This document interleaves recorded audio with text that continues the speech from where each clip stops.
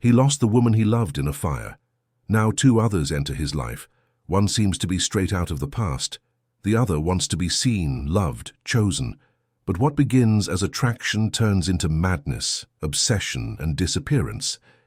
If you enjoy love and romance stories, watch until the end and you won't regret it. Subscribe to this channel and leave a comment letting us know where you're listening to this beautiful story from. Let's continue. Clearview Estate rose from the ashes of an old chapel that burned to the ground in the early 90s, as if every brick laid there held the memory of a secret never revealed. Located on the outskirts of Asheville, in the heart of North Carolina, shrouded in mist and abandoned tobacco fields, it remained isolated from the world not by location, but by choice. It was a haven of mysteries, where time seemed suspended and clocks did not mark hours, only the eternity of those who cannot forget. There lived Raphael Fairview, 42 years old, the silent heir to an empire of agribusiness, art, and scandals hushed by family influence. With a stern beauty and restrained gestures, Raphael was a presence felt not through words, but through his deliberate absence. His face had graced the covers of Time magazine in his youth, when he was considered one of the country's most eligible bachelors, but now he was merely a shadow of his former self, a man of reclusive habits, whose eyes seemed to search for something no one knew how to offer.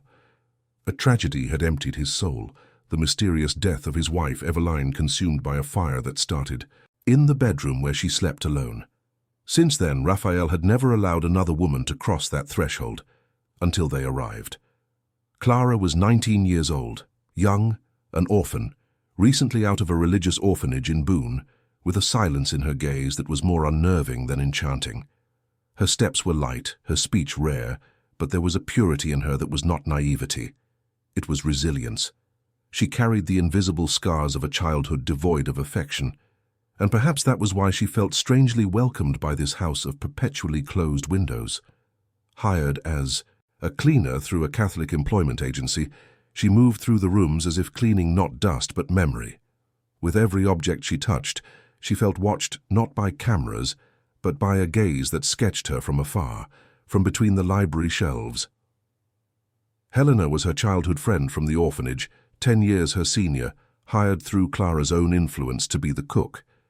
She had eyes that knew everything others tried to hide, and a mouth that asked for no one's permission.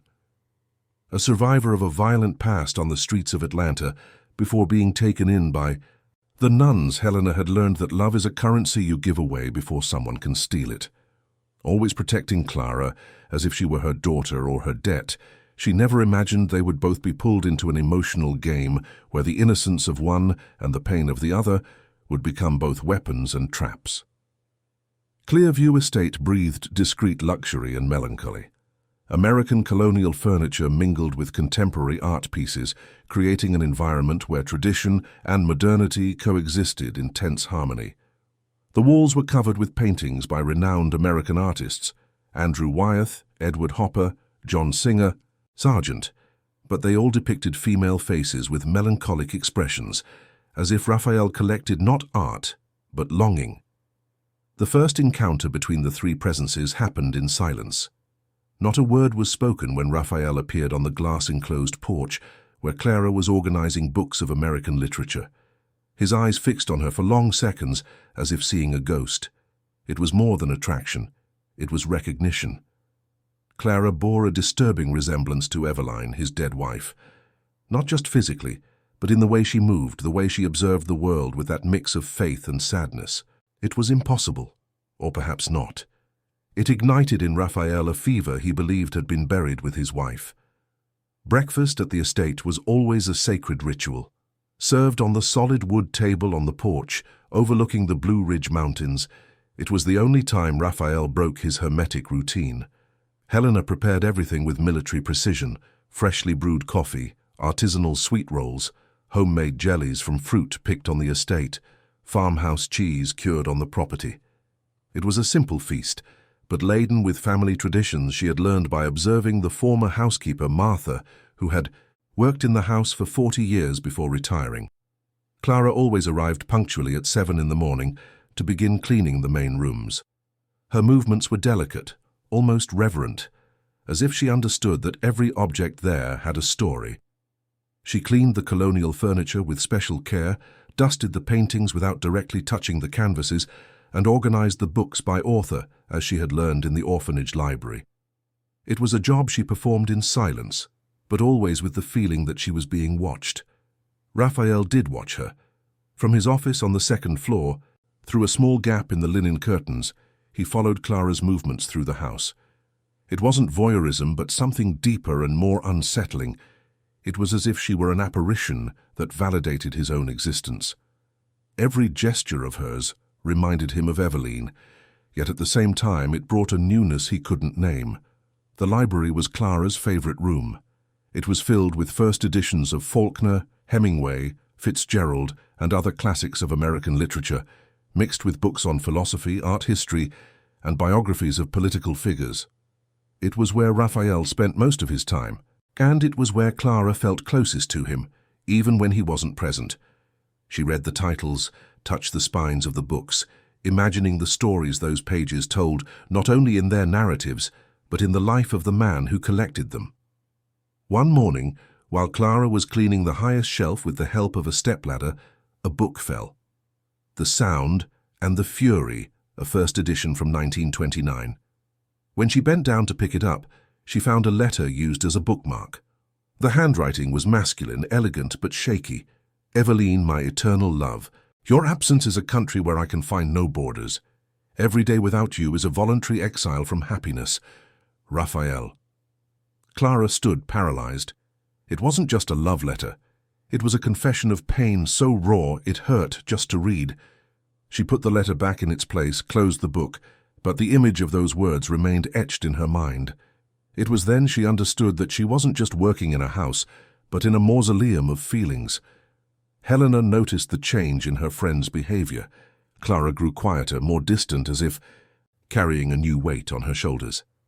During the lunch they had together in the kitchen, Helena tried to coax out of Clara what had happened, but the girl only said that she felt as if the house held secrets too big for her. Clara, you've been acting strange since yesterday. What is it? It's nothing specific, Helena. It's just, don't you feel like this house is a place where people came to hide? Hide from what? From life, from the world, from themselves. Helena laughed, but without joy. She too felt something strange in the air. Raphael watched them, more than was normal for an employer. Not in an indecent way, but with an intensity that unsettled her, and there was something in his eyes when he looked at Clara that she couldn't decipher. Was it desire? Was it nostalgia? Was it madness? The weeks that followed brought a strange routine to the estate. Raphael began leaving notes for Clara, never delivered directly, but placed strategically where he knew she would pass, among the library books, on the living room piano, inside the kitchen sugar bowl. They were simple, seemingly innocent notes. Thank you for taking such good care of the house. You have delicate hands for handling old things. Your presence brings peace to this place. Clara read the notes and kept them in a small shoebox under the bed, in the room she shared with Helena in the old staff quarters, behind the main house. She didn't know how to react to this attention. She was flattered, but also frightened. There was something too intense in these gestures, as if Raphael were trying to communicate through codes she didn't fully understand. Helena found the notes by chance. She was looking for a lost sock of Clara's when she saw the box. Curiosity got the better of her and she read them all. It was then she understood what was happening. Raphael was falling in love with Clara, or thought he was, and Helena felt a pang of something she couldn't immediately name. Jealousy, protectiveness, or perhaps a desire to also be seen, to also be noticed, to also be chosen to receive love notes from a powerful and mysterious man. The problem was that Helena knew Clara better than anyone. She knew the girl was fragile beneath her apparent serenity. She had spent her entire childhood in the orphanage protecting Clara from the other boys, from the stricter nuns, from the world that always seemed to want to hurt her. And now she felt she needed to protect her again. But this time, she wasn't sure from whom, from Raphael or from herself. One night while Clara was sleeping, Helena went for a walk around the property. The estate at night had a melancholic beauty, with the lights from the main house casting long shadows among the trees. That's when she saw Raphael on the porch, smoking a cigarette and looking out at the mountains. She approached, moved by an impulse she couldn't explain. "Good evening, Mr. Fairview." He turned, surprised. It was the first time she had addressed him directly outside of a professional context. "Helena, good evening. Can't sleep. I have insomnia sometimes. You too." "I've always had it. It got worse after my wife died." They stood in silence for a few minutes. Helena observed Raphael's profile against the lights of the porch. He was truly a handsome man, with that masculine beauty that comes from maturity and pain. There was something magnetic about him, a gravity that both attracted and frightened. "May I ask you a question, Mr. Fairview?" "You may." "Why did you hire us? I mean specifically the two of us." Raphael took his time answering. He took a long drag from his cigarette and exhaled the smoke slowly. "You came recommended by the agency, and I needed staff who understood that this house requires discretion." "Discretion about what?"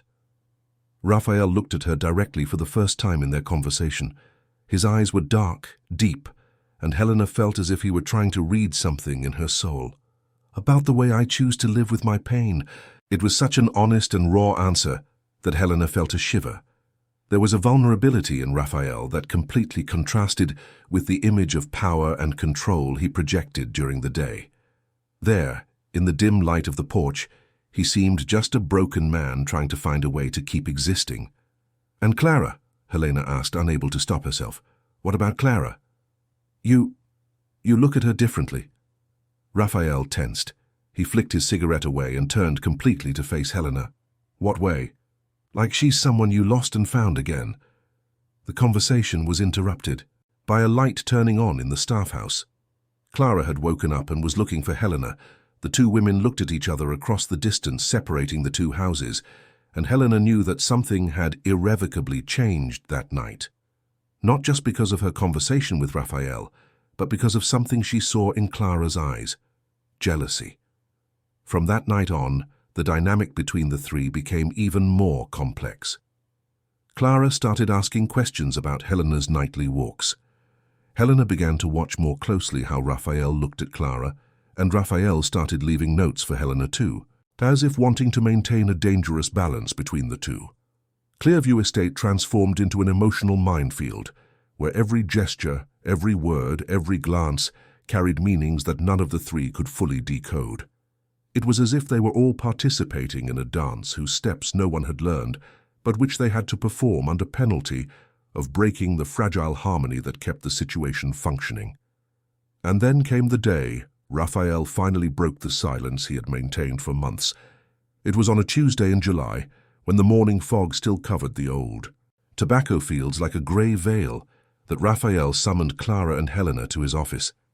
The invitation came through Jacob, the groundskeeper, who had looked after the property for over 20 years and was the only employee Raphael had kept after his wife's death.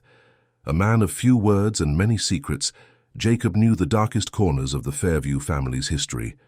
Raphael's office was on the second floor of the main house, a masculine space decorated with mahogany furniture, old maps of the Carolinas, and black and white photographs of past generations of landowners.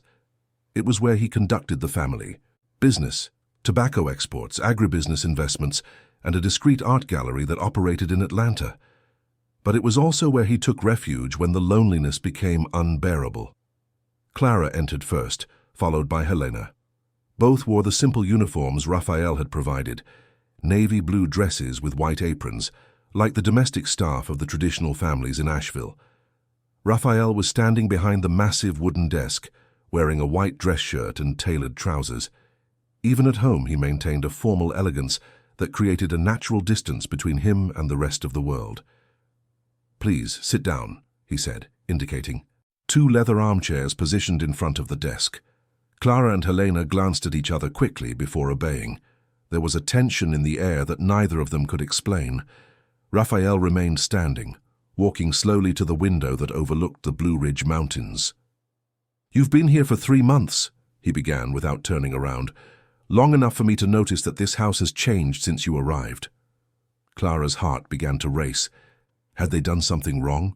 Had Raphael discovered the notes she kept? She looked at Helena, who maintained an impassive expression, but Clara knew her friend well enough to see that she was tense too. "Changed how, Mr. Fairview?" Helena asked with the courage Clara couldn't find. Raphael turned then, leaning his hands on the desk and inclining slightly forward. His eyes scanned the faces of the two women with an intensity that made Clara shift in her armchair. "Before you, this house was a mausoleum. I lived here like a ghost, just keeping up appearances, fulfilling obligations.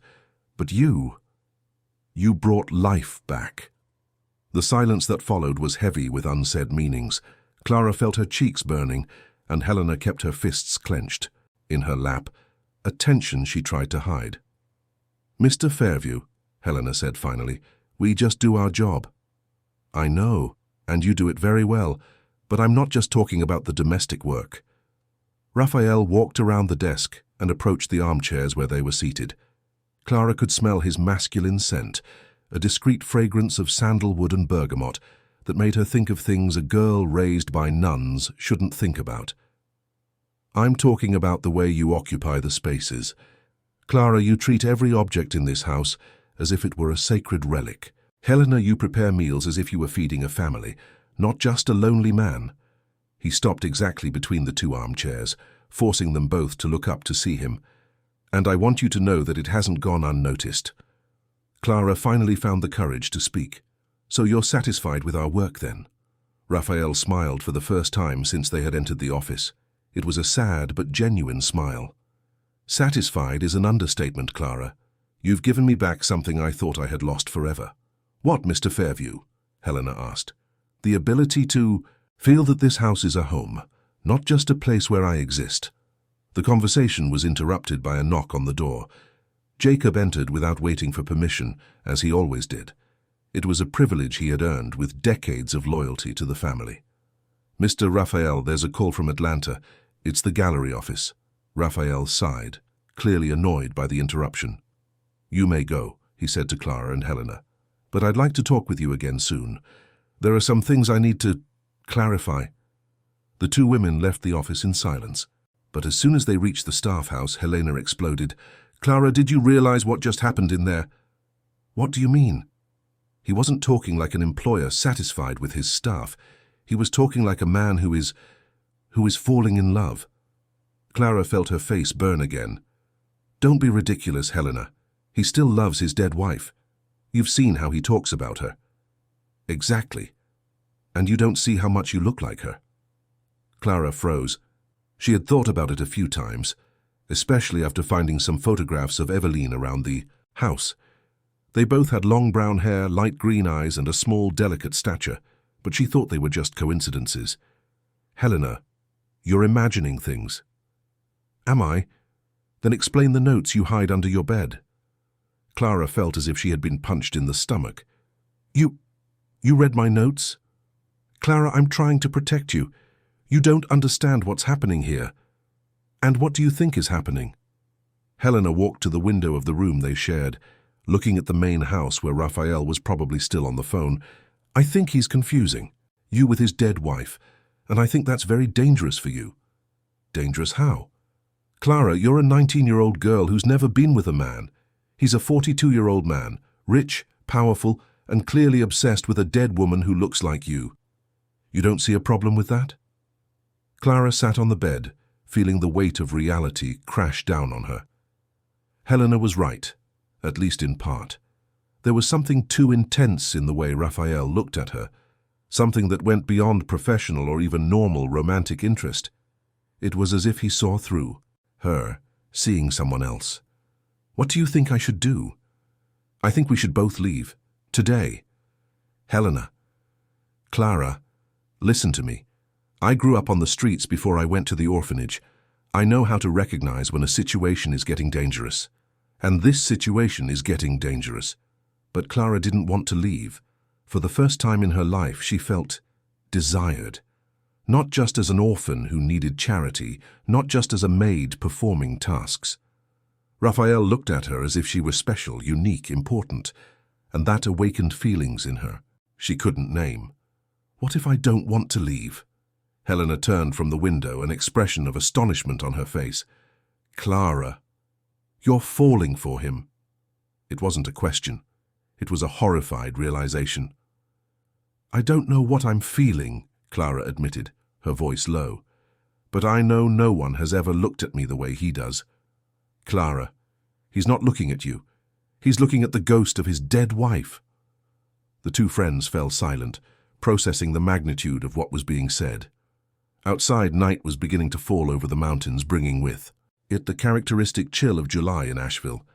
That's when they heard footsteps on the porch of the staff house. Someone was approaching. Clara and Helena looked at each other, and they both knew who it was before he even knocked on the door. Raphael was outside, holding a bottle of wine and 3 crystal glasses. When Helena opened the door, he smiled with a shyness that contrasted with his usual authoritative posture. I thought we could talk in a more informal way, he said. May I come in? Helena looked at Clara, who nodded slightly. It was a complete breach of social protocol. Employers didn't drink wine with their staff in their rooms, but this situation had long since crossed the boundaries of the conventional. Raphael entered and looked around the simple room. 2 single beds, a small wardrobe, a study desk, and a window with gingham curtains. It was Spartan compared to the luxury of the main house, but it had a human warmth that his mansion had lost long ago. You've made this place a home too, he commented, placing the bottle and glasses on the desk. He opened the wine with precise movements and served the 3 glasses. It was a French Bordeaux, probably more expensive than the 2 women's monthly salary combined. Mr. Fairview, Helena said, this isn't appropriate. Helena, nothing in my life has been appropriate for a long time, and I'd like you to just call me Raphael, at least for tonight. He handed a glass to each of them and raised his in a toast. To the life you've brought back to this house. Clara took a small sip. It was the first time she had drunk wine, and the bitter taste surprised her. But there was something ritualistic about the moment, as if the 3 of them were sealing a pact that none of them fully understood. Raphael, Clara said, trying out the name for the first time, can I ask you a question? Anything. Why do you never talk about your wife? The silence that followed was so thick that Clara almost regretted asking. Raphael took a long sip of wine before answering. Because talking about Eveline is like trying to describe a dream. The more you try to explain it, the more unreal it becomes. But she was real, Clara insisted. She was. But the woman I loved and the woman who died in that fire, sometimes I think they were 2 different people. Helena leaned forward, clearly interested. What do you mean? Raphael walked to the window, looking at the illuminated main house. Eveline had secrets, things she never told me, places she went alone, people she spoke to on the phone in a low voice. I always thought a marriage needed mysteries to survive, so I never asked. He turned to the 2 women, and Clara saw in his eyes a pain so deep she felt the urge to get up and comfort him. But after she died, I found things, letters, photographs, documents, and I discovered that the woman I had lived with for 5 years was practically a stranger. What kind of things? Helena asked. Raphael hesitated, as if deciding how much he could trust them. Eveline had another name before she married me. She was running from something or someone, and I think that thing finally found her. Clara felt a shiver. The story was getting much darker than she had imagined. You think she was murdered? I think she killed herself to protect a secret that neither I nor the police could uncover. The revelation fell upon the room like a bomb. Clara and Helena exchanged shocked glances. Raphael continued. The fire started in her room, but the doors were locked from the inside. The windows, too. There was no way for anyone to get in or out, and they found traces of flammable liquid around the bed. Helena placed her wine glass on the table with trembling hands. Raphael, why are you telling us this? He looked at her directly, then at Clara, and finally said something that changed everything. Because you both deserve to know what you're getting into, and because Clara looks so much like Eveline that sometimes I think I'm going mad. The silence that followed was broken only by the sound of the wind in the trees outside. Clara could feel her heart beating so hard she was sure the others could hear it. "Raphael," she said finally, "are you using me to replace your dead wife?" The question was so direct and raw that Raphael looked as if he had been slapped. I don't know," he admitted. "At first I thought it was just a coincidence, but over time I realized you don't just look like her physically. You move like her, think like her, you even smile like her." Clara stood up from the bed, feeling a mixture of anger and confusion. "So you're in love with a ghost, not with me?" "Clara, it's not that simple." "Yes, it is," she exploded, in a display of emotion that surprised everyone, including herself. "You look at me and see someone else. You write notes to me thinking of someone else. You brought me to this house because I remind you of someone you lost." Raphael tried to approach her, but Clara backed away. "Clara, please, no! You can't play with people's feelings like this. I may be an orphan, I may be poor, I may be inexperienced, but I am not a substitute for anyone." It was then that Helena stood up and came between them. "Enough," she said, with a firmness that made both Raphael and Clara stop arguing. "Raphael, you're going back to your house now, and tomorrow we'll talk about what happens from here." Raphael looked at Helena, then at Clara, who had turned her back and was looking out the window. "Clara, Go away, Raphael," she said without turning. "Please." He placed his glass on the table and walked to the door. Before leaving, he turned one last time. "I never wanted to hurt either of you, and what I feel for you, Clara, may have started because of the resemblance to Eveline, but it's not about her anymore. It's about you." After he left, Clara finally turned and collapsed into Helena's arms, crying as she hadn't cried since she was a child. Helena comforted her in silence, stroking her hair and whispering words of comfort. But in her heart, Helena knew that night had changed everything irrevocably, and she had. No idea how things were about to get even more complicated. Because the next day, Clara would receive a letter that would reveal a secret that neither Raphael nor Helena suspected. She didn't just resemble Eveline by chance. There was a connection between them that went far beyond physical appearance, a connection that explained why she had been brought to that estate and that would put all their lives in danger. The letter arrived on a Saturday morning, delivered by a motorcycle courier from Atlanta, who rode up into the mountains specifically to find Clara. The envelope was plain, with no return address, just her name handwritten in cursive.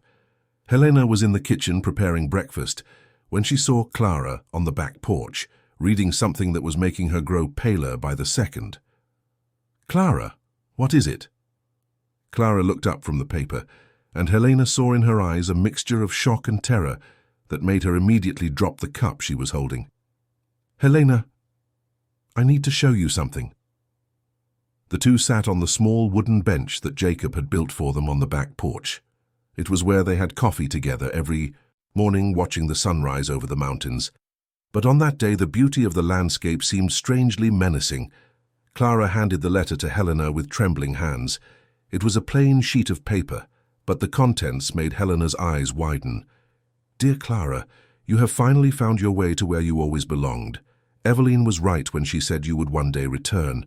But be careful. Not all family secrets are beneficial to uncover. There are people who would give anything to keep what you represent buried.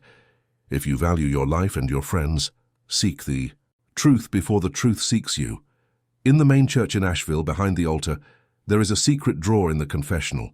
There you will find answers Raphael never had the courage to look for. But remember, knowledge is power, and power always comes with a price. A concerned friend." Helena read the letter twice before she could speak. "Clara, this is insane. Who could have written this?"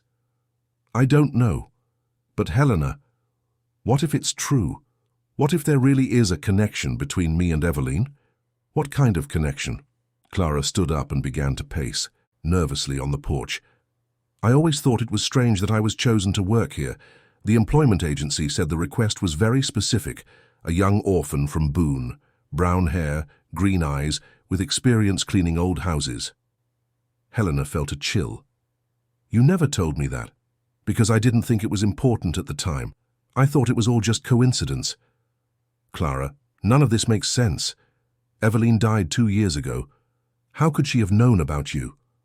Clara stopped pacing and looked directly at Helena. What if she was my sister or my cousin? What if the Fairview family has some connection to my real family? It was a possibility Helena hadn't considered, but one that would explain a lot. Clara had never known anything about her biological parents. She had been left at the orphanage as a baby, with only a note saying her name was Clara and that her family couldn't care for her. Are you going to look for this drawer in the church? I have to. I need to know the truth. Then I'm going with you. They decided to go into town in the afternoon when Raphael usually locked himself in his office to work.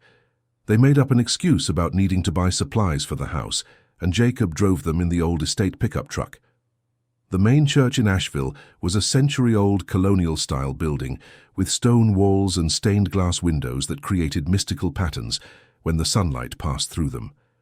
It was Saturday afternoon, and the church was practically empty, just a few elderly women praying the rosary in the front pews. Clara and Helena went to the confessionals at the back of the church. They were old structures of dark wood with elaborate carvings that told biblical stories.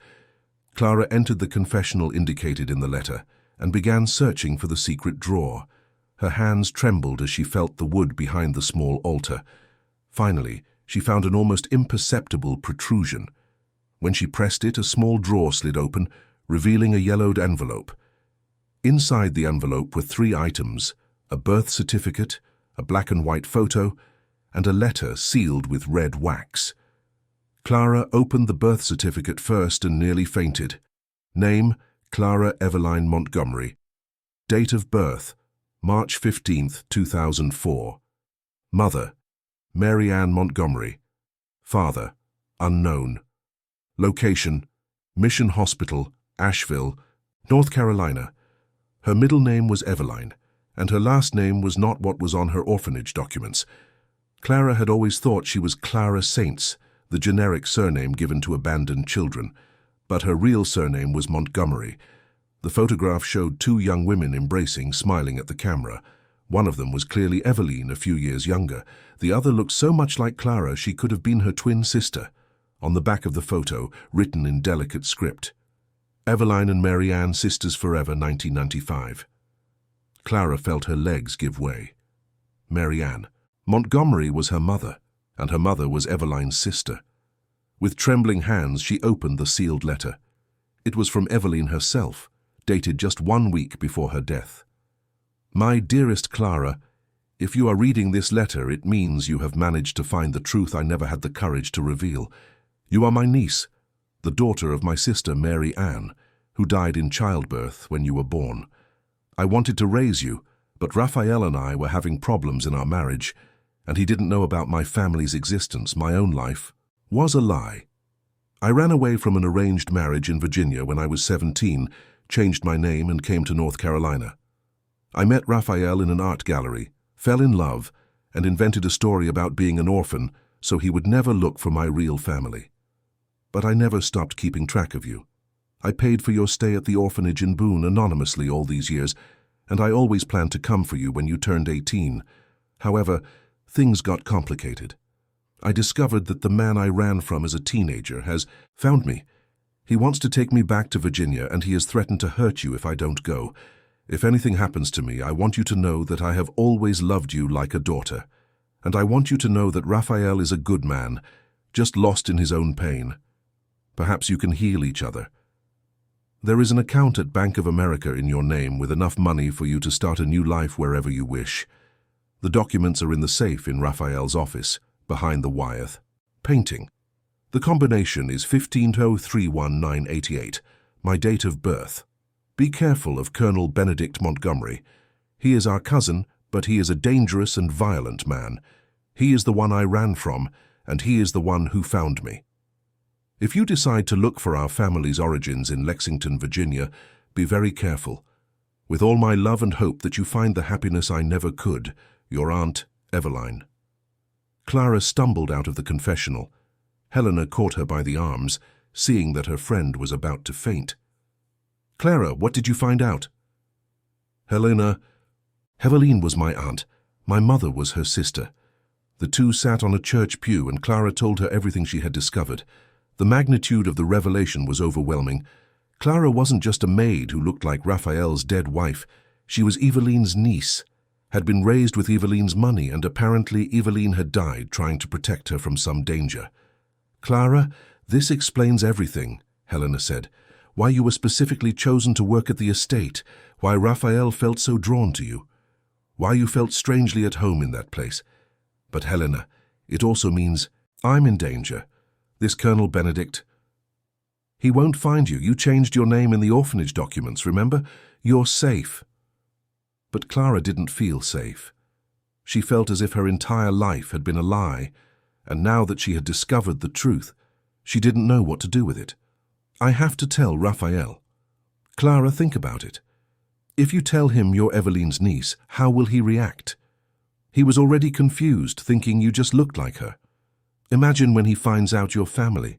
It was a valid point. Raphael already showed an unhealthy, a fixation on the resemblance between Clara and Eveline.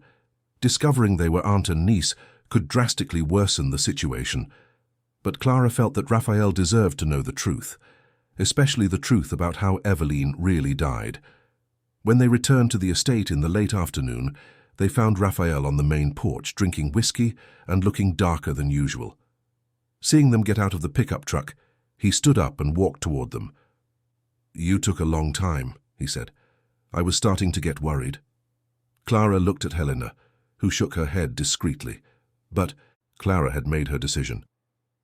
"Raphael, I need to talk to you. It's about Eveline." His expression changed immediately. "What about Eveline?" "I found out some things today that you need to know. Things she never told you." Raphael looked between Clara and Helena, seeing the seriousness on both their faces. "Let's go to the office," he said. In the office, Clara handed him all the documents she had found in the church. Raphael read the birth certificate, examined the photograph, and finally read Eveline's letter. With each revelation, his expression grew more shocked. When he finished reading, he sank into the armchair behind the desk, as if the weight of the truth were physical. "Clara, you're her niece." "I am. And she died because of you." "No," Clara hurried to correct. "She died trying to protect me. It's different." Raphael stood up and walked to the safe behind the Wyeth painting. He entered the combination Eveline had left in the letter, and the safe opened, revealing documents, cash, and a pistol. Among the documents were fake passports for Eveline with different names, contracts for a bank account in Clara's name, and letters from a lawyer about changes to a will. But what caught Raphael's attention most was a complete dossier on Colonel Benedict Montgomery. Eveline had hired a private investigator to look into him after he found her. The dossier revealed that Benedict was involved in land grabbing, slave labor, and domestic violence. He had killed his first wife and gotten away with it using money and political influence. "My God," Raphael murmured. Eveline was running from a murderer. "And now that we know the truth," Helena said, "what are we going to do?" It was then they heard the sound of cars coming up the estate's road. Many cars. Raphael ran to the window and turned pale. "Jacob wasn't expecting anyone today," he said, taking the pistol from the safe. Clara felt her blood run cold. "Raphael, do you think it's him?" Before Raphael could answer, they heard violent banging on the main door, followed by an authoritative voice shouting, "Open this door, federal marshals!" But Clara recognized the voice. It wasn't the police. It was the voice Eveline had described in her letter, the voice of the man she had spent years running from. It was Colonel Benedict Montgomery, and he had finally found what he was looking for. The hunt that had begun with Eveline's death was about to come to an end, but this time Clara wasn't alone. This time she had Raphael and Helena by her side, and this time she was ready to fight. The banging on the door intensified, and the authoritative voice shouted again, "I know you're in there. I've come to take what is mine by right." Raphael signaled for Clara and Helena to stay quiet and duck behind the office desk. He checked that the pistol was loaded and walked cautiously to the window to get a better look at who was outside. 3 black pickup trucks were parked in front of the main house. Armed men in civilian clothes were surrounding the property, But they weren't police. Raphael knew enough about security to realize they were private enforcers. A tall, heavy-set man of about 60, with graying hair and a military posture, commanded the group. He wore an expensive suit that contrasted with the violence of his presence. "It's him," Clara whispered. "It's Colonel Benedict." Raphael moved back to them, keeping his voice low. "How many men could you count out there?" "At least 8, all armed." Helena was visibly terrified, but tried to maintain her composure. "Raphael, is there a way out through the back? There's a tunnel my grandfather built during the Prohibition era. It connects the main house to the staff quarters, and from there's an exit to the pasture where the horses are." "Then let's go." But before they could move, they heard the sound of shattering glass from downstairs. Benedict had lost his patience and ordered his men to break into the house. "Damn it," Raphael muttered. "They're in." The sound of heavy boots echoed through the house, climbing the wooden stairs toward the second floor.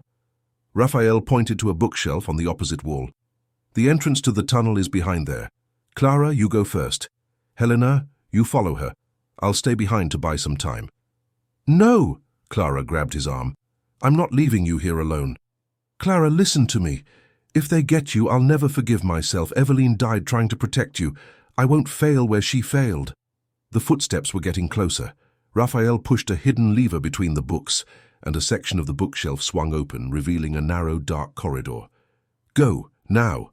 Clara hesitated, for a second, looking into Raphael's eyes. There was so much she wanted to say, so much that had not yet been said between them. But there was no time. "Raphael, He placed a hand on her face, a gesture so intimate and tender it made Clara's heart race even faster. "I know," he said. "Me too." Clara entered the tunnel, followed by Helena. Raphael closed the secret passage behind them just as the office door was broken down. Colonel Benedict entered the room as if he owned the place, followed by 2 of his enforcers. He was an imposing man, with the kind of presence that was naturally intimidating. His eyes were small and cruel, and a scar ran from his forehead to his left cheek. "Raphael Fairview," he said, as if greeting an old friend. "We finally meet in person." Raphael kept the pistol aimed at Benedict, but he knew he was outnumbered. "Colonel Montgomery, I presume. You weren't invited into my home." Benedict laughed, an unpleasant sound that echoed through the office.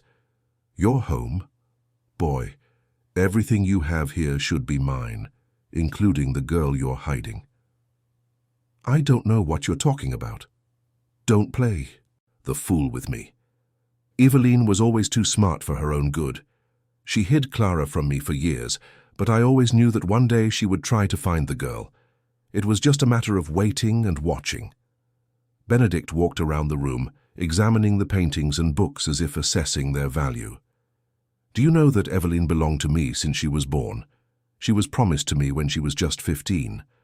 Our marriage would have sealed the union of 2 of the largest estates in Virginia, but she ran away like an ungrateful little... She ran away because you're a violent and dangerous man." Benedict stopped pacing and faced Raphael directly. "I am a man who understands property. Eveline was my property. Clara is my property. The Montgomery family lands are my property, and I always get back what's mine." Meanwhile, in the tunnel, Clara and Helena were making their way toward the staff quarters. The corridor was narrow and dark, lit only by the flashlight on Helena's phone. The walls were damp stone and the smell of mildew was almost unbearable. "Clara, are you okay?" "I'm trying not to think about Raphael up there alone with that man. He'll be fine. Raphael knows this property better than anyone. He'll find a way to escape." But Clara couldn't stop thinking about the look she had seen in Raphael's eyes before he closed the passage. It was the look of a man saying goodbye. They finally reached the tunnel's exit in the staff house. Helena opened the trap door in the floor of their bedroom, and the 2 climbed into the familiar space. But it no longer felt safe. They knew it was only a matter of time before Benedict discovered where they were. "Helena, I have to go back and help Raphael." "Clara, that's crazy. You heard what that man said. He wants you specifically." "That's exactly why I have to go back. Raphael is in danger because of me." Clara grabbed the sharpest kitchen knife she could find and headed for the door. Helena grabbed her by the arm. "Clara, you'll get killed, and Raphael's death will have been for nothing." "Helena, I can't live knowing I abandoned the man I love when he needed me most." It was the first time Clara had said out loud that she loved Raphael. The revelation surprised her as much as it did Helena. You really love him?" "I do. I don't know when it happened. I don't know how it happened, but I love him, and I'm not going to let him die for me." Back in the main house office, the situation was deteriorating. Benedict had lost his patience and ordered his men to search the entire house for Clara. "She has to be here somewhere," he said to Raphael, "and you're going to tell me where." "I already told you. I don't know what girl you're talking about." Benedict signaled to one of his men, who struck Raphael in the stomach with the butt of his pistol. Raphael doubled over in pain but kept his teeth clenched. "Raphael, don't make this harder than it needs to be. I came for Clara, and I'm not leaving without her. I can make your death quick, or I can make it very, very slow." It was then they heard a female voice from the staircase. "Stop hurting him." Everyone turned to see Clara standing at the entrance to the office, a knife in her hand and a fierce determination in her eyes. Raphael's heart stopped. "Clara, no, get out of here." Benedict smiled, a cruel, triumphant smile. "So the niece finally appears. You've grown up beautiful, Clara, just like your aunt. Let Raphael go. Your problem is with me, not with him." "My problem, dear girl, is with the entire Montgomery family that disobeyed me. Eveline paid for her rebellion. Now it's your turn to pay for hers." Clara took a step forward, still holding the knife. "What do you want from me?" "I want you to come with me to Virginia. I want you to take the place Eveline should have taken as my wife, and I want you to give me the children Eveline denied me." The proposal was so repugnant that Clara felt nauseous, but she kept her voice steady. "And if I refuse? Then I'll kill your little boyfriend here. Then I'll kill your friend Helena. She must be hiding nearby, and then I'll take you anyway. The choice is yours. They die or they live." Clara looked at Raphael, who was being held by two of the men. Blood was trickling from his mouth, and his eyes pleaded with her not to give in, but Clara knew she had no choice. "All right," she said, dropping the knife to the floor. "I'll go with you, but first let me say goodbye to him." Benedict hesitated, but then nodded. "You can say goodbye, but be quick." Clara walked to Raphael, and he whispered in her ear, "Clara, don't do this. Find a way to run." "Raphael, I love you," she whispered back, "and that's why I can't let you die." She kissed him then, a desperate, intense kiss that sealed between them something that had begun with confusion and denial, but now revealed itself as true and profound love. When they parted, Raphael saw a determination in Clara's eyes that frightened him. She had a plan. "I'm ready," she said to Benedict. But as Benedict approached to take her, Clara threw herself against the open window, shouting, "Helena, call the police, now!" The glass shattered on impact, and Clara fell into the garden 2 meters below. The fall hurt, but she scrambled to her feet and started running toward the pine forest that surrounded the property. Benedict roared with anger, "Get her, and kill anyone who gets in the way!" Raphael took advantage of the confusion to disarm one of the men and hide behind the desk. Gunshots began to echo through the house and across the property. The final hunt had begun. Clara ran through the trees, hearing the shouts of Benedict's men behind her. She knew this forest better than they did. She had explored every trail during the month she had worked at the estate. Her advantage was the terrain and her agility. The disadvantage was the guns they carried. But she had a destination in mind, the ruined chapel at the highest point of the property, where there was a cell tower. If she could get there and call the police, there might still be a chance. Meanwhile, Helena had heard the gunshots and was desperately trying to call the state police in Asheville. But the signal was weak in the mountains, and she couldn't get the call to go through. Raphael continued to exchange fire with the enforcers in the office, using the furniture for cover, but he knew it was only a matter of time before he was overwhelmed by their superior numbers. And somewhere in the dark forest, Clara ran for her life, carrying the weight of generations of family secrets that had finally found their way to be collected. Night was falling over the mountains, and with it came the promise that before dawn everything would be decided one way or another. Clara reached the ruined chapel, breathless, her heart pounding so hard it felt like it would burst from her chest. The old stone structure, covered in ivy, rose like a ghost against the dark mountain sky. It was here, according to Jacob, that Raphael's great-grandfather had married before the chapel was abandoned due to a partial roof collapse. The cell tower was exactly where she remembered it, a metal tower about 15 meters high, fixed to a concrete base behind the chapel. Clara scrambled up the uneven stones that served as steps and finally reached a point where her cell signal worked. With trembling hands, she dialed 911. The call took an eternity to connect. 911, what's your emergency? Please, I need help urgently. I'm at Clearview Estate near Asheville. Armed men have invaded the property. People are hurt. What's your name, ma'am? Clara Montgomery. Please, send units urgently. They're trying to kidnap me. Ma'am, we're dispatching a team immediately. Can you hide until the officers arrive? But before Clara could answer, she heard footsteps on the stones behind her. She turned and saw two of Benedict's men climbing toward the chapel. She quickly hung up the phone and looked for a place to hide. The chapel had several stone pillars still standing, as well as rotted wooden pews that offered some cover. Clara crouched behind the ruined altar, trying to control her breathing so she wouldn't make a sound. I saw her come up here, a rough male voice said. She can't have gone far. The colonel said to take her alive, another voice replied. But if she tries to run, again we have permission to hurt her a little. Clara closed her eyes and tried to think. She needed to buy time until the police arrived, but she also needed to find a way back to help Raphael and Helena. It was then that she heard a sound that filled her with hope. Distant sirens echoing through the mountains. The state police were coming. The men heard it too and exchanged nervous glances. Shit! Someone called the cops. The colonel's not going to like this. They began to argue amongst themselves about what to do, and Clara used the distraction to move silently toward an opening in the side wall of the chapel. If she could get out without being seen, she could take an alternate trail down and reach the main house from behind. But one of the men saw her move. There! The girl's trying to escape. Clara ran through the opening and started down the steep trail that led back to the estate. The two men ran after her, shouting for her to stop. Meanwhile, at the main house, Raphael was in an increasingly critical situation. He had managed to barricade himself in the office, but the enforcers had surrounded the room, and it was only a matter of time before they broke in. Colonel Benedict was outside the door, trying to convince him to surrender. Raphael, be reasonable. The police are coming. My men will have to leave soon. Give me the girl, and no one else needs to get hurt. Go to hell, Benedict.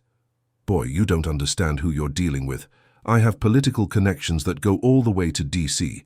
These local cops won't touch me. But you are expendable. Raphael checked the remaining ammunition in his pistol. Only 3 bullets. It wouldn't be enough if they decided to storm the office all at once. It was then that he heard shots from outside the house. They weren't from handguns. They were rifle shots, the kind the state police used. The cavalry had finally arrived. Helena, who had been hiding in the cellar of the staff house, heard the sirens and ran out to meet the police. She saw several patrol cars coming up the estate road, their blue and red lights cutting through the darkness of the night. The sergeant commanding the operation saw her running toward the cars and shouted, "Ma'am! Stop where you are and keep your hands visible." "I'm the one who called you," Helena shouted back. "There's an armed man inside the main house holding my boss hostage." "How many armed men?" "At least 8, and they took my friend Clara." The sergeant immediately ordered his men to surround the main house and begin to move on the criminals. Loudspeakers echoed across the property. "Attention! This is the state police. The property is surrounded. Come out with your hands up, and the use of force will not be necessary." Inside the house, Benedict swore his plans were rapidly falling apart. "Damn it, how did they get here so fast?" One of his men ran to him. "Colonel, the police are surrounding the house. We have to get out now." "And the girl?" "The boys are after her up in the mountains." Benedict looked at the office door where Raphael was hidden and made a decision that would seal his fate. "Then we'll use her little boyfriend as our ticket out." He ordered his men to break down the office door. When they burst in, they found Raphael pointing the pistol at them, but there were too many targets for just 3 bullets. "Raphael," Benedict shouted, "drop the gun or I'll kill you right now." Raphael knew he had no choice. He dropped the pistol to the floor and raised his hands. "Very good," Benedict said, grabbing Raphael by the collar of his shirt. "Now you're going to be my get-out-of-jail-free card." They went down to the ground floor of the house, with Benedict using Raphael as a human shield.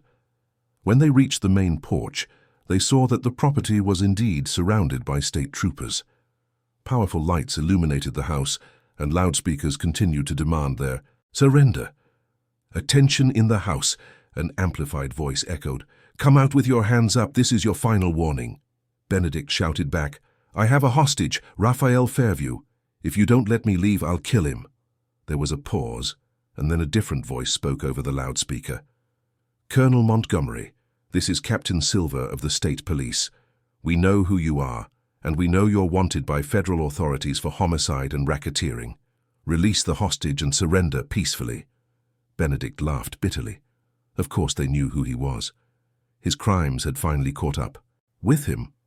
Meanwhile, in the mountains, Clara continued down the trail pursued by the 2 men, but she knew every rock, every tree, every curve of that path. When she reached a particularly steep section, she hid behind a large boulder and waited. The first man ran past her without noticing. Clara picked up a sharp rock and struck the second man in the head as he passed. He fell unconscious, and Clara took his gun. She had never fired a gun in her life, but she had grown up watching action movies on the orphanage television. She hoped the theory would be enough to help her. She continued down the trail, now armed, toward the confrontation that would define her destiny. When she reached the clearing surrounding the main house, she saw the scene that made her blood run cold. Benedict was on the porch, holding Raphael with a gun to his head, surrounded by police who couldn't shoot without risking hitting the hostage. Clara positioned herself behind a large tree, about 50 meters from the house. From that distance, with the gun she had taken, it would be a very difficult shot, but it might be the only chance to save Raphael. She aimed carefully, took a deep breath, and shouted, "Benedict!" Everyone turned in her direction. Benedict was surprised to see her there, armed. "Clara, so glad you could make it. Now you can come over here and trade places with your little boyfriend." "Let him go first." "That's not how it works, darling. You come here unarmed or he dies." Clara knew that if she surrendered, both she and Raphael would die. Benedict couldn't leave any living witnesses. She had only one chance. "All right," she shouted, starting to walk toward the house but keeping the gun hidden behind her back. When she was about 20 meters away, she stopped. "Benedict, before I surrender, I want you to tell me one thing. Did you kill my mother?" The question caught Benedict off guard. "Your mother died in childbirth, girl." "Liar!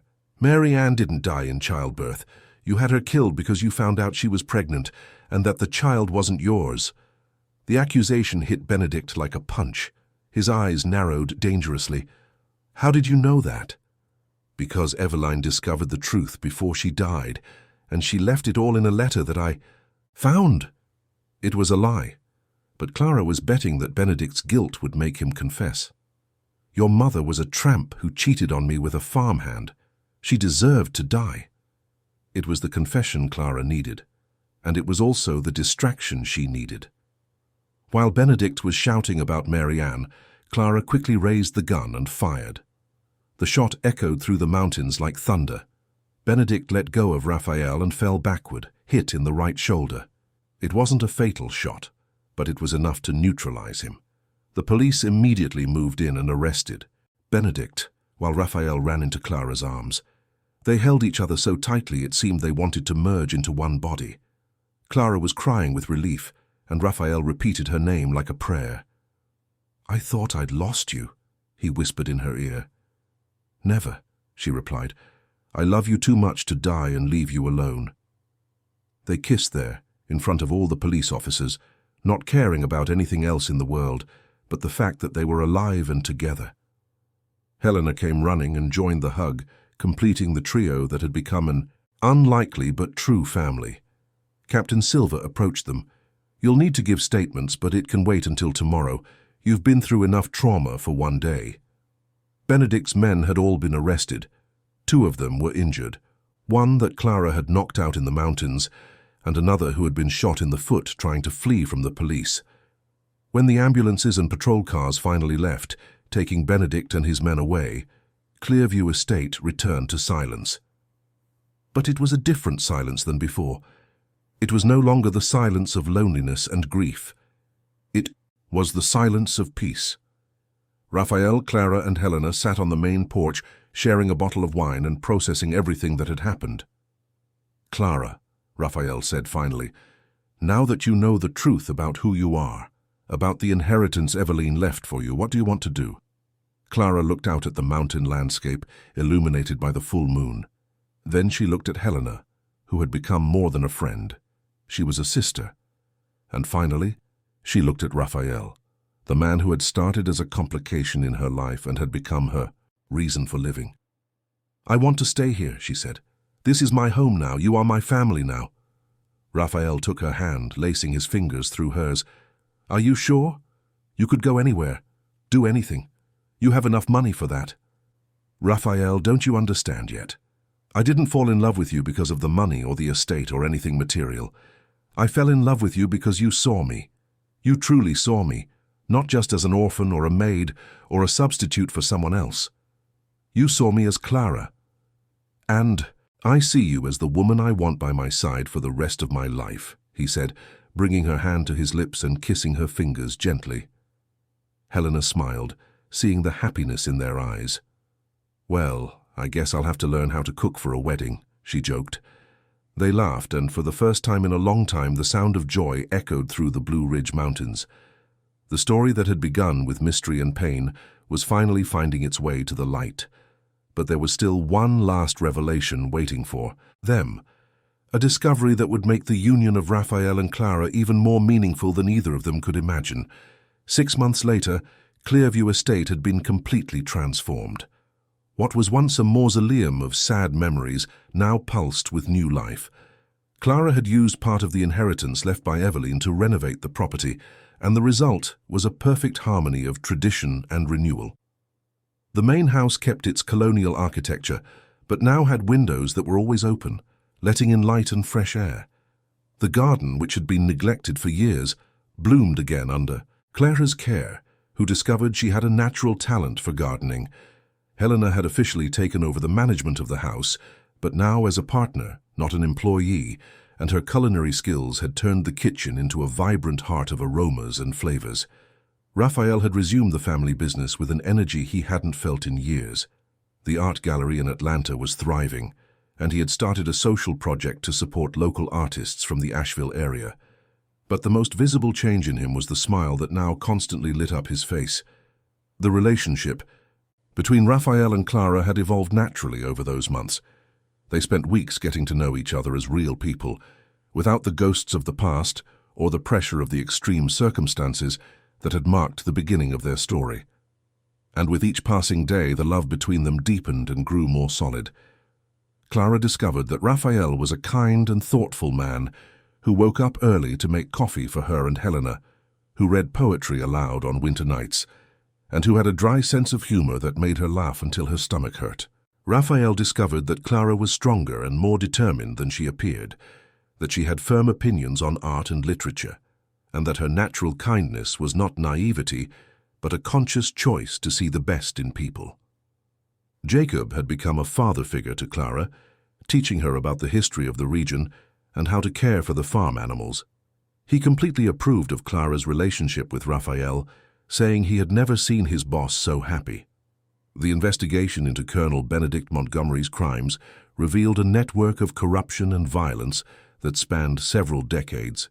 In addition to the murder of Mary Ann Montgomery, Clara's mother, he was convicted of 3 other homicides: land grabbing, armed racketeering, and attempted kidnapping. He received a life sentence without the possibility of parole. Clara had decided to visit her mother's grave in Lexington, Virginia, accompanied by Raphael and Helena. It was an emotionally difficult trip, but necessary for her to make peace with her origins and forgive her mother for abandoning her. She discovered that Mary Ann had been very young when she became pregnant, and that giving Clara up to the orphanage had been her way of protecting her. From Benedict. At Eveline's grave in the Asheville cemetery, Clara left flowers every week. There was a strange peace in knowing that her aunt had died trying to protect her, and that somehow, through her death, Eveline had managed to bring Clara and Raphael together. It was on a September afternoon, when the yellow poplars were in bloom across the mountains, that Raphael made the decision that had been maturing in his heart for months. He asked Clara to take a walk up to the ruined chapel, where she had hidden on the night of the confrontation with Benedict over. The previous months, Raphael had hired a crew to restore the small church, transforming it into a place of contemplation and peace. "Clara," he said, when they reached the top of the hill where the chapel stood again in all its colonial simplicity, "there's something I want to give you." He took a small blue velvet box from his pocket. When he opened it, Clara saw an engagement ring with a solitaire diamond that shone like a star. "I know our story began in a strange way, surrounded by mystery and pain," Raphael said, kneeling before her. "But I also know that you are the woman I want to spend the rest of my life with. Not because you look like someone from the past, but because you are unique, you are strong, you are brave, and because you taught me that true love doesn't replace anything. It completes everything." Clara felt tears streaming down her face, but they were tears of joy. "Clara Eveline Montgomery, will you marry me?" "Yes," she whispered, holding out her hand for him to place the ring on her finger. 1,000 times yes. They kissed there in the same spot where Clara had feared for her life months before, but which now became the place where she said yes to the future. Helena, who was waiting at the base of the hill, saw them coming down hand in hand and knew immediately what had happened. She ran to embrace them, laughing and crying at the same time. "Finally," she said, "I was beginning to think you two would never get around to it." The wedding was set for December, on Christmas Eve. Clara wanted a simple ceremony, with only the people who truly mattered. The guest list included Jacob and his wife, a few of Raphael's friends from Atlanta, the priest from the main church in Asheville, and a few nuns from the Boone orphanage who had raised Clara. Helena took charge of organizing the entire ceremony, transforming the restored chapel into a small wonder of white flowers and golden lights. Clara wore the wedding dress that had belonged to Eveline, a vintage piece of French silk that needed only minor alterations. Raphael wore the same suit his father had worn at his own wedding, a family tradition he wanted to keep. Jacob was the best man and Helena was the maid of honor. The ceremony was intimate and emotional. When the priest asked if Raphael took Clara as his wife, he answered with a firm voice that echoed off the stone walls, "I take Clara not only as my wife, but as my partner, my confidant, my best friend, and the love of my life." When they asked Clara, she answered while looking directly into Raphael's eyes, "I take Raphael not only as my husband, but as the man who taught me that true love is worth any fight, any sacrifice, any risk." When they were finally declared husband and wife, their kiss was so intense and full of passion that it drew applause and tears from all the guests. The reception was held at the estate itself, on the porch of the main house decorated with Christmas lights and seasonal flowers. Helena had prepared a feast that included all of Clara's and Raphael's favorite foods, and Jacob played the guitar late into the night. But the most emotional moment of the evening was when Raphael gave a speech to the guests. "A year ago, this house was a place of silence and loneliness. I lived here like a ghost, haunted by memories of a life I had lost. Then Clara arrived not just to work here, but to teach me that sometimes we need to lose everything to find what truly matters." He looked at Clara, who was sitting beside him with her eyes shining with happiness. "Clara taught me that love isn't about replacing what we've lost, but about building something new and even more beautiful. And Helena," he turned to the friend who had become family, "taught me that true loyalty is one of the greatest gifts a person can give another." The guests toasted and the party continued until dawn. The Hiwa honeymoon was in the Florida Keys, 10 days of deserted beaches, diving in crystal-clear waters, and nights of passionate love. It was there that Clara told Raphael she was pregnant. "Are you sure?" he asked, his eyes wide with surprise and joy. "I'm sure. I took 3 different tests." Raphael swept her up in his arms, and spun her around on the beach, kissing her repeatedly while she laughed. Will it be a boy or a girl? It's too early to know, but whatever it is, it will be so loved. When they returned from their honeymoon, the news of the pregnancy was met with bursts of joy. Helena was already mentally planning how to turn one of the rooms in the main house into a nursery, and Jacob was talking about teaching the child to ride a horse as soon as it was physically possible. The pregnancy went smoothly, and Clara discovered she loved being pregnant. Raphael became even more protective and affectionate, worrying about every detail of her diet, sleep, and well-being. In August, on a clear winter morning, Sophia Eveline Fairview was born, a baby girl with brown hair and green eyes who was a perfect miniature of Clara. Raphael cried when he held her for the first time, whispering promises of love and protection in her ear. She will be raised with so much love that she will never know the loneliness we knew, he promised Clara, and she'll have Helena as her honorary aunt, so it will be impossible for her not to be happy, Clara replied, smiling. Helena, indeed, proved to be the most devoted aunt in the world, caring for Sophia as if she were her own daughter. The house filled with children's laughter, baby talk, and a joy that none of the adults had ever experienced before. 2 years later, Gabriel Raphael Fairview was born, a boy who had his father's dark eyes and his mother's sweet temperament. The family was complete, and Clearview Estate had truly become a home. Clara never went back to working as a maid. With Eveline's inheritance and Raphael's support, she opened an art school for underprivileged children in the area. The school operated out of a new building on the back of the property, and Clara taught painting, crafts, and gardening to boys and girls who, like her, needed a chance in life. Raphael expanded his businesses, but never at the expense of his family. He made a point of being present for every meal, for every playtime with the children, and for every night beside Clara. Helena found love at 35 with a local veterinarian she met when one of the estate's horses fell ill. Dr. Marshall was a kind, hard-working man who fell in love not only with Helena, but with the entire extended family at Clearview Estate. They married in a simple ceremony in the same chapel where Raphael and Clara had wed, and Helena continued to live on the estate, now, in a new house Raphael had built for the couple. Jacob retired at 70, but continued to live on the property as a sort of unofficial patriarch. The children adored him, and he dedicated himself to teaching them all about the nature and animals of the estate. On winter nights, when the family gathered in the main living room around the fireplace, Clara would sometimes look around and could hardly believe how her life had changed.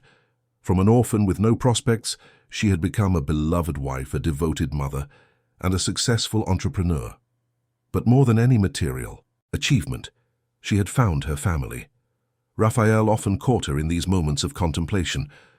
"What are you thinking about?" he would ask, snuggling up beside her on the sofa. "I'm thinking that life is mysterious," she would reply. "Sometimes the worst things that happen to us lead us exactly where we needed to be." "Do you regret anything?" "No, not the pain, not the fears, not the risks we took. It was all worth it to get here." They would kiss then, with the same passion as their first kiss, but now tempered with the security of a love, tested by time and adversity. On their 5th wedding anniversary, Raphael gave Clara a gift that moved her to tears. He had commissioned a local artist to paint a portrait of the entire family gathered on the estate's porch. In the painting were him, Clara, Sophia, Gabriel, Helena, Marshall, and Jacob, all smiling under the blue sky of the Blue Ridge Mountains. "So that we never forget where we came from and where we've arrived," he said as she opened the gift. The painting was hung in the main living room, where any visitor could see the story of love, redemption, and family that had transformed Clearview Estate from a place of ghosts into a place of abundant life. And when Clara lay down every night beside the man she loved, listening to the soft breathing of her children in the rooms next door, she would whisper a prayer of gratitude for the mysterious paths that had led them all to one another. The story that had begun with secrets and pain had become proof that true love can heal any wound, overcome any obstacle, and turn any tragic ending into a new beginning full of hope. And so they lived not exactly happily ever after, because real life has its ups and downs, but they lived loving forever, building each day a solid and true happiness that no storm could ever destroy. Clearview Estate remains to this day a testament that sometimes the most unlikely stories are the ones that prove to be the most enduring, and that love, when it is true, always finds a way.